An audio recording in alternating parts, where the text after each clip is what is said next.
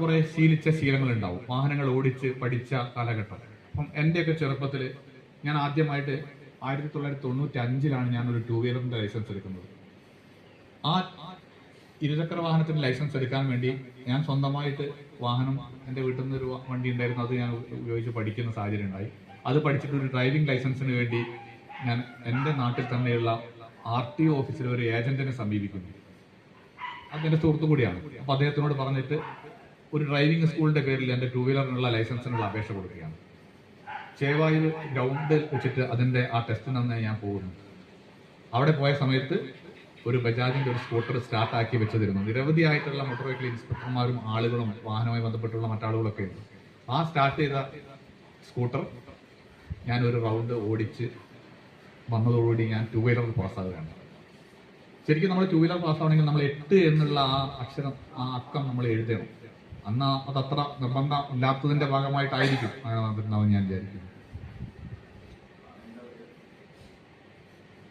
പിന്നീട് ഞാൻ ജീപ്പിന്റെ, നമ്മൾ ലൈറ്റ് മോട്ടോർ വെഹിക്കിളിന്റെ ലൈസൻസ് എടുക്കുന്ന സമയത്ത് ഏറ്റവും കണിശതയാർന്ന രൂപത്തിലേക്ക് H എഴുതിക്കൊണ്ടാണ് ഞാനത് പാസ്സായത്.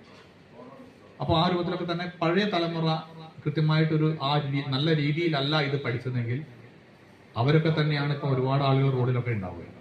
അപ്പൊ അവര് ശീലിച്ച ശീലങ്ങളൊക്കെ നമുക്ക് മാറ്റിയെടുക്കാൻ പ്രയാസമായിരുന്നു. അങ്ങനെ ആ ശീലങ്ങൾ മാറ്റിയെടുക്കുന്നതിന് നമ്മൾ കുറെ അധികം ശ്രമിക്കുന്നുണ്ട്. എന്നാൽ പോലും പുതിയ തലമുറ റോഡിലേക്ക് ഇറങ്ങുമ്പോൾ ഏറ്റവും നല്ല രൂപത്തിലേക്ക്, ഏറ്റവും നല്ല ട്രാഫിക് സംസ്കാരമുള്ള ആളുകളായി മാറണം എന്നുള്ള ഒരു തീരുമാനത്തിന്റെ ഭാഗമായിട്ട് നമ്മൾ സ്കൂളുകളിലാണ് ഏറ്റവും കൂടുതൽ ഇത്തരത്തിലുള്ള ക്ലാസ്സുകൾ കൊടുത്തുകൊണ്ടിരിക്കുന്നത്.